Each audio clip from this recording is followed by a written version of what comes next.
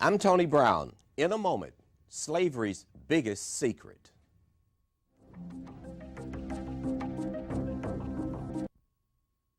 My guest on this program is a veteran journalist who has written a book on slavery in the United States.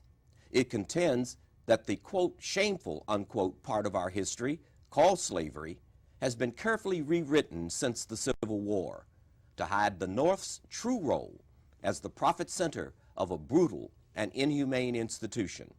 New York City, for example, considered seceding with the Southern states.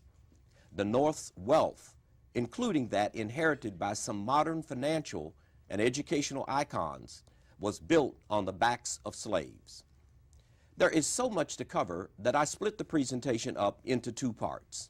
Part one will give ivory a new meaning and introduce you to Venture Smith, among many other little-known facts. Speaking of which, how much do you know about American history? For example, which colony, Virginia in the South or Massachusetts in the North, was the first to give legal recognition to the institution of slavery? And was Mississippi or Rhode Island the leader in the slave trade enterprise? My guest on this edition is Ann Farrell.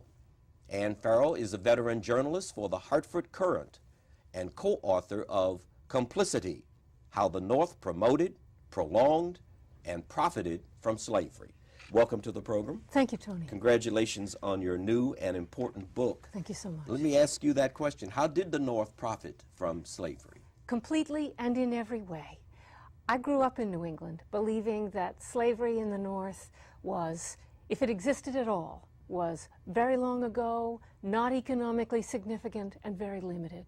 What my co-authors and I discovered in the course of doing our research is that there were tens of thousands of captive people in the North, and that they were worked brutally and for a very long time, and that the great foundation of our wealth grew from industries and businesses and farms fueled and dependent upon enslaved people. Now, when we use the term New England, does that have any particular significance with regard to the subject matter of your book? Well, very much so. Of the in the international slave trade, which existed for about 400 years, the English were the great leaders. Of the 27,000 or so documented slaving voyages, and I don't think that's the whole number, I think there's more to learn, England was at the helm of about 10,000 of those. As an English colony, we fell quite naturally and took to it with some enthusiasm, the slave trade ourselves. New England men were on the coast of Africa beginning in, we are quite certain, about 1660, and they may have been there even before that. They were capturing people and taking them to the Caribbean, where they were literally worked to death on sugar plantations. They were also brought back to New England, and in greater numbers, they were brought to the American southern colonies.